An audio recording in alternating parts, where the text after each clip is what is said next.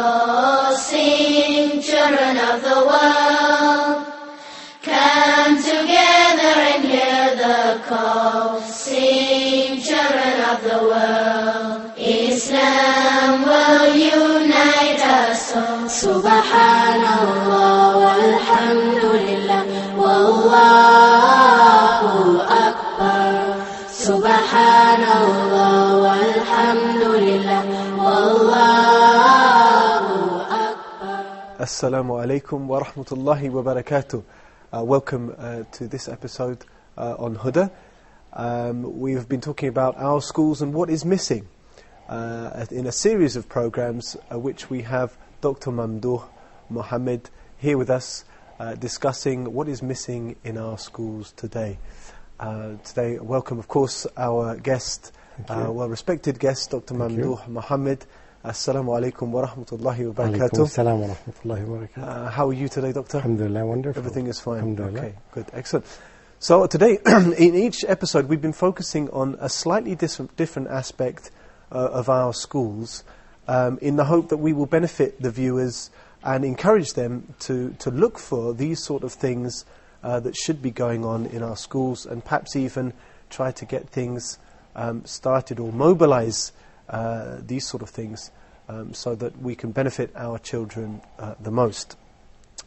Now, Doctor, in this episode we're going to talk a little bit about teaching strategies. We've moved from kind of general material and we talked about the school overall, how we're moving the school forward.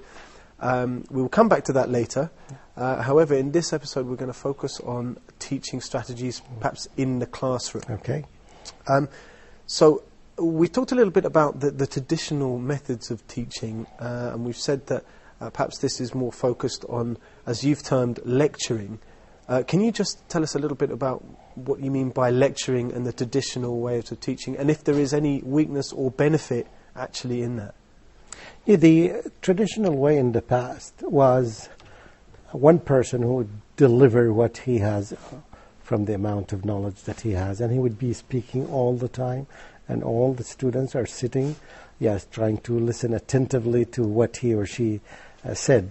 This is known as lecturing or drilling. It's one-way talk. You will find the students are listening, and because of the new studies that proved that the focus span of a human being or student now is becoming shorter and shorter because of the lots of attraction that happen around the students. Yes, something is running here, phone ring, somebody would enter the classroom and would ask a question or would take the attendance. There are lots of distractions, So lecturing usually would find after some time students started to relax and some of them lose their focus either by sleeping or by doing. I think it's a very important point there, because this is a very one-dimensional style, isn't it? One-way teaching. Yeah, one way. And as you said, we're competing a lot. Well, certainly teachers are competing against a lot of different entertainments. So perhaps, as you said, we need to change. Yeah, we need to change, because there are many other methods that had been discovered or had been invented by other teachers, and they are more fruitful than this. And in fact, I wouldn't say this lecturing style or teaching style is really beneficial in some issues. And when you deliver specific knowledge, you need to say what the people don't know so they would understand and they would take it. So we're not saying here that there is no case for this one-dimensional style. There is no benefit. In fact, that there is some benefit to it. Absolutely, yes. There are some benefits of it, because this is the way to disseminate knowledge. And most of the people until now, they get their knowledge and their information from the TV or from the radio, so they are passive learners. They learn, yes. But the problem of this is if they don't interact with this piece of information, right, the possibility of forgetting it is higher than if they interact with it, if they live it, if they, have their hands on it, if they test it. And this can be done in the classroom, but it cannot be done if you are watching the TV, right? That's why working with the internet, working with computers is more effective than listening to a lecturer or somebody who is speaking on the TV, because you are passive. Once you start participating and making the situation interactive, the possibility of having this knowledge remaining in your brain for longer times is higher than just becoming a passive learner. Okay, yeah, I understand. So we're saying that we need to increase the participation. Absolutely. We need to make our classroom more interactive. We need to make a balance between teacher's talk and student's talk. It's the concept of the teacher-centered classroom is moving now to student-centered classroom.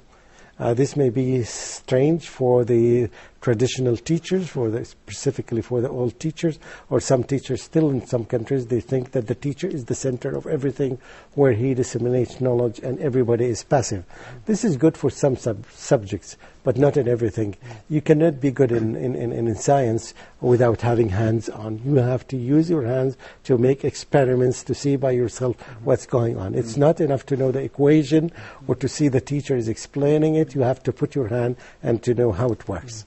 Yeah, I certainly remember from my days of learning, and of course from my days of teaching as well. Getting interaction, it makes things stick in the brain. Yeah, make you vivid. You make your brain. It makes it come alive, doesn't it? Yes, absolutely, it's alive. Those were the best science lessons, weren't they? The one where a big explosion happened. You never forget that. Yeah. Even in languages, for example, the role playing, when you ask the students to play some roles. One of them is a waiter, another one is a guest, and one of them is a customer, and one of them is a cashier, and all this. So when you act something, it means that you live it, or you put it from the theory into practice. You try to make the classroom a live or a real life situation for the students, so their learning increases and becomes deeper than other things. Okay, what about in a subject like, for example, maths? Yeah. How would that translate? Even in math, there is a difference between the teacher who is all the time standing in front of the board and explaining everything, and he is writing, and all the students are copying what he or she is writing, and a situation of that when the teacher gives them some problems to solve them. I need you to measure this classroom. And another student or another group of students would be asked to measure the height of the classroom. And I've seen that some teachers are asking the students to measure the pole of the flag. And she gave them a tip, for example, one part of the rope of the flag, and this is measured in such a way, so how can you measure this rope?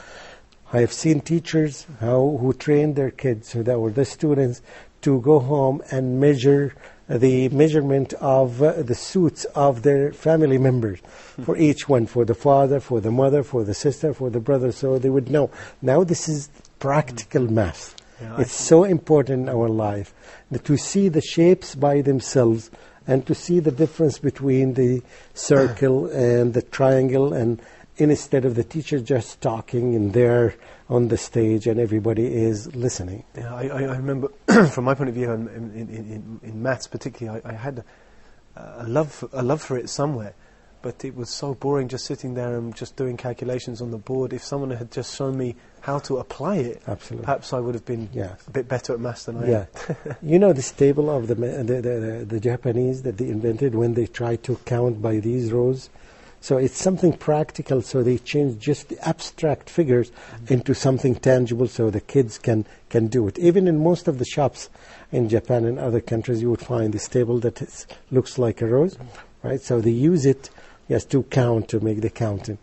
Yeah, so which is something, whatever it is practical usually is very beneficial for the human being, especially in subjects, scientific subjects. Okay, so you mentioned this idea of moving the focus from the techer onto the student. Yeah. And what sort of activities? I know you've mentioned before collaboration. Collaborative work. Yeah, collaborative work. Yeah. That seems to be a fairly important part of this. Yeah. Can you just explain what you mean by collaborative work? Before I do that, I would say, talking about teaching strategies, there are many studies that prove that the teacher who uses a variety or a wide variety of teaching methods would be able to address different needs of the students, because we learn differently. Some people learn by hands-on. Some people learn when they listen and take notes. Some people learn when they discuss. Some people learn when they ask questions. Some people learn better when they play the role of somebody else. So these are variety of teaching methods because they address the needs of the students. That's why the more variety of teaching lessons a teacher provides, the more possible that all the students will learn, because each group of students or each individual student would learn differently from the other. So using a wide variety of teaching methods opened the door for all the students to learn better. Okay, can you just give us a little bit of an idea for the viewers, and certainly me, what you mean by different learning techniques? Different learning styles. Like, for example, kinetic. There's the idea of the kinetic learner, isn't there? What are the different kind of styles that teachers need to be aware of in the classroom? Yeah, this is teaching methods, because teaching, as I said, that I learn better when I practice, when my hands is on, right? So when you give me an opportunity in the classroom that, for example, in a language lesson, you allow me to speak, to play the role of somebody, right? So this means hands-on. I am practicing it. Some people learn better when they touch the shapes, the triangle and the circle and all these things, better than when they see it visually. Some others would learn when they see visually. So this is called a visual learner, is that right? Visual learner, someone is visual. So the first is the kinetic learner, which is the one who moves and who uses the body to move and practical. It's without going into specifics. What I'm trying to say, that's why now we have resource rooms. That's why you go to a resource room for science or a resource room for language, you find a lot of media things, a lot of things that would help the teacher present her lesson or his lesson in a way that's different from the traditional way that the teacher is carrying the book, reading, and everybody is listening. And after a few minutes, you will find everybody is losing the concentration. Okay, yeah. Thank you, Doctor. So having this, and it's not necessarily that the teacher would do this in every lesson, but it's the nature of the exercise or the nature of the lesson or this particular passage that requires this. For example, reading a book, for example.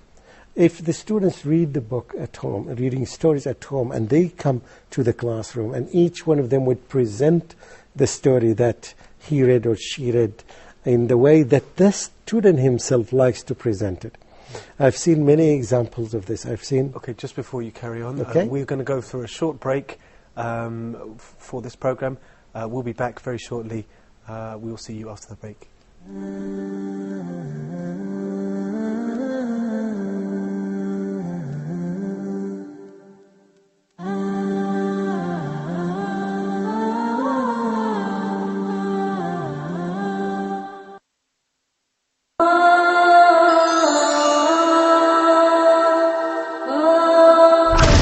Questions that bother you? What about issues of concern to you? Would you like to share things on your mind with us?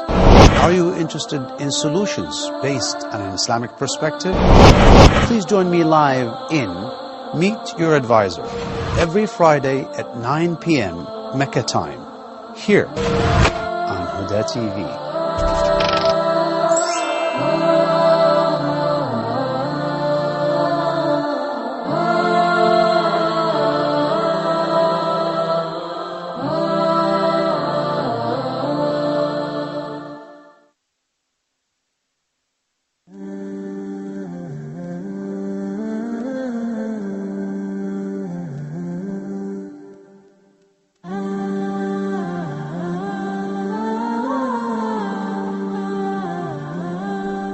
Assalamu alaikum wa rahmatullahi wa barakatuh. Welcome back to this episode of Our Schools, What is Missing.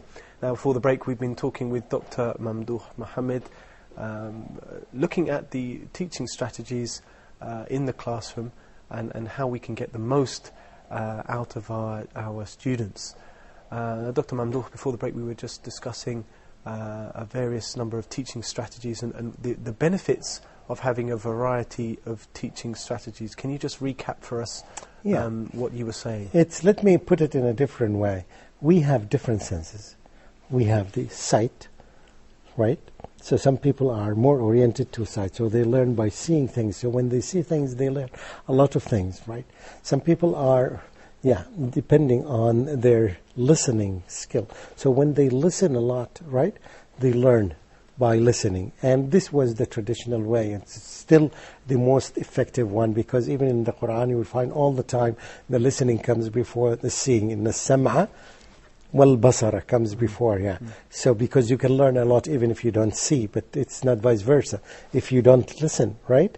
If somebody is deaf, right? So he wouldn't. The ability to learn is very limited. So still people learn a lot from it. Some people learn by the sense of touching.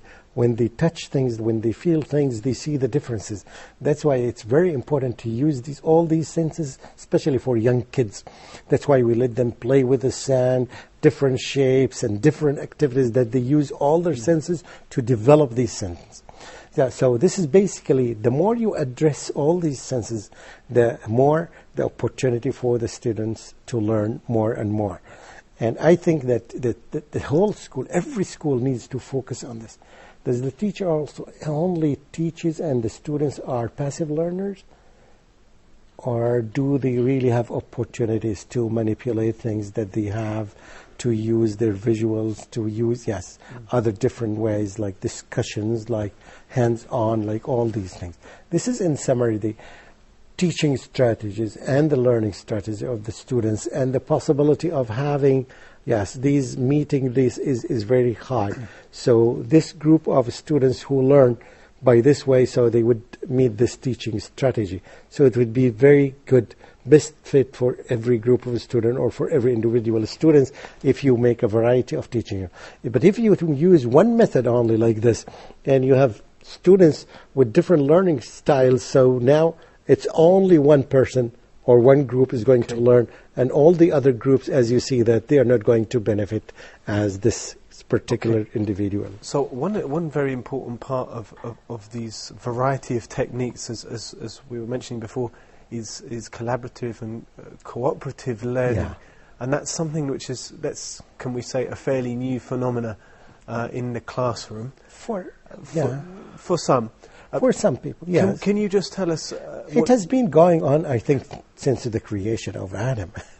But now the importance of it becomes clearer for all people. Okay, so what exactly do you mean? That's the thing. Now, when you make group work, when you assign this group of students a task, and they work together to solve it, first of all, it should be challenging for them.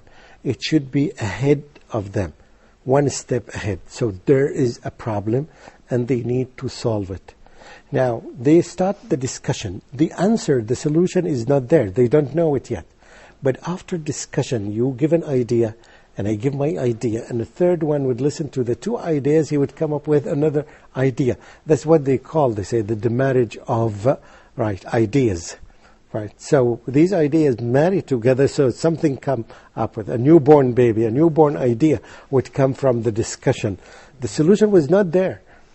But because of the discussion, they enrich each other and they would come up with the solution. It's a very important thing, because the world nowadays is very complex and very complicated.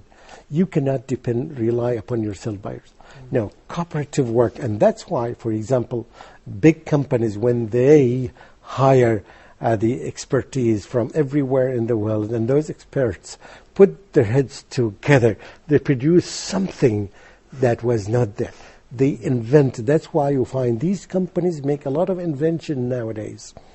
In the previous times, it was the individual who used to make the invention. Now, it's not that. It's the group of people, group inventors sitting together, discussing, and they come up with a solution, and they make it an invention. This is exactly one of the tasks, one of the activities we need to enrich our classes with.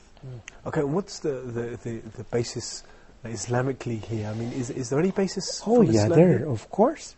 Either by action or by the statement. In the Quran itself, you'll find the word تعاونوا, work together, work collaboratively. Yes, because this means that if you work individually, you cannot get it by yourself. Nobody can build a skyscraper by himself.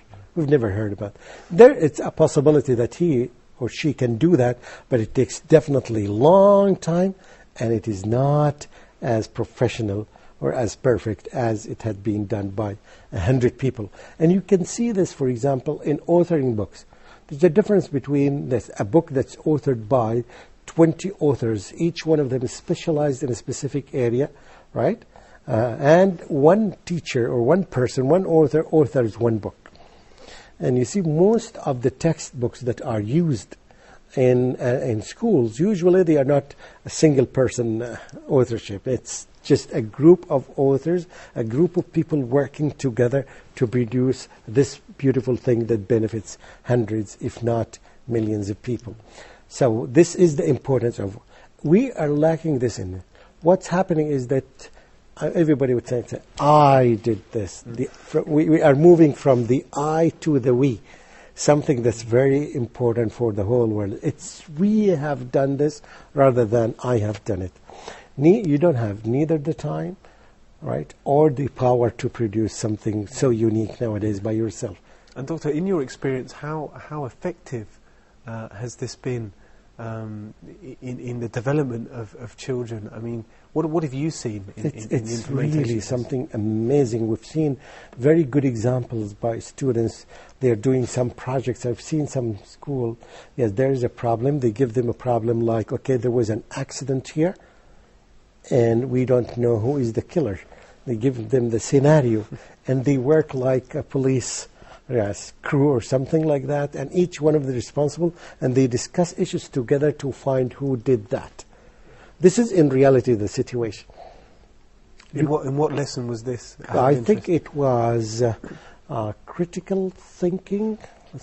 It's one of the activities in a classroom that the teacher wants to develop the group work among students to find the solution for the problem.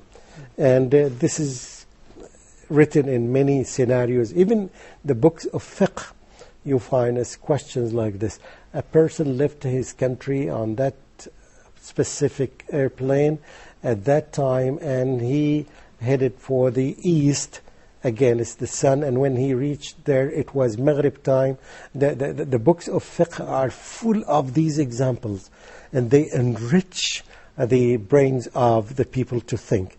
And that's why the fuqaha, they say that فقيه واحد أشد على الشيطان من ألف عابد. They say that one faqih, one person of reasoning and understanding, is more difficult to be deceived by the shaitan than 1,000 abid, a person who is just doing the ibadah blindly without reflecting upon the context, without reflecting upon the reasons that led to this.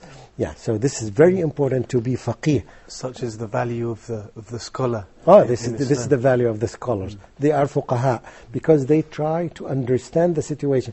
That's why, and this is something sometimes the layman does not know. The faqih sometimes gives you a fatwa that's different from the fatwa that he gives to her. Why? This is a good faqih, by the way. This is a good faqih. Why? Because he understands that when he gets the whole context of your situation, he finds that there are some difference in your situation than the differences in her situation. Because of these slight differences, so he modifies his fatwa accordingly. In other words, it's customized to your situation. So we're saying that the benefits and the effects of the collaborative work allow the children to think through different situations. Absolutely. Which have come from their colleagues. Their colleagues. So they get ideas from each other. They share ideas. So that's enriching their ability enriching to think their through abilities and stretching their brains. Stretching their brains. Okay. This is one thing. Of course, there's something called independent work. We need to develop it in our students, but still we need that. So that's what when you have a variety of activities, you can develop all these things. You can train the students how to work by themselves, individually, independent work, and at the same time how to let them work with other people successfully. Okay, so we will come on to independent work in a later episode. Yes, later we can talk about that. Let's just say this is okay. We've said that this has been going on for a long period of time, somewhere in the world. Everywhere This collaborative work. Yeah. What are the difficulties in implementing this sort of thing in the classroom for the teacher, and what about the difficulties for the student? Yeah. The difficulties for the teachers, the barrier of the teachers, especially when they become old and when they don't get a lot of training, is that they fossilize. Everyone usually, when you present something new to him or to her, they don't get it easily. For example, the new machines, when computer came, it was very difficult for old people, the 50s, in the 50s, if they are 50 years old or 60 years old, they didn't want to use the computers. When you come to the new generation, the 20s and even the teenagers, they got into it very quickly, right? It's because when some person grows up, he or she fossilizes.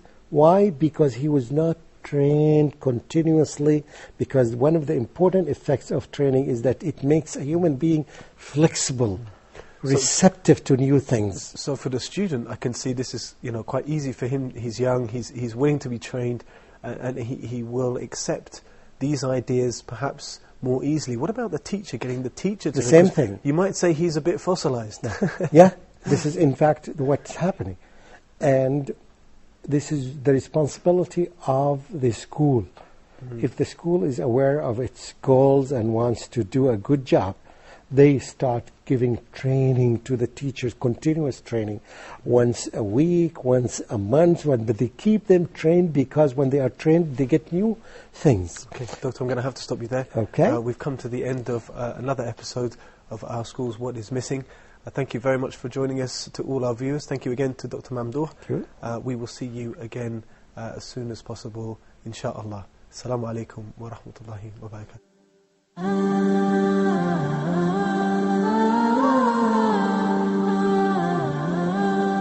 Oh, sing, children of the world, come together and hear the call. Sing, children of the world, Islam will unite us all. Sing, children of the world, come together and hear the call. Sing, children of the world, Islam will unite us all. Subhan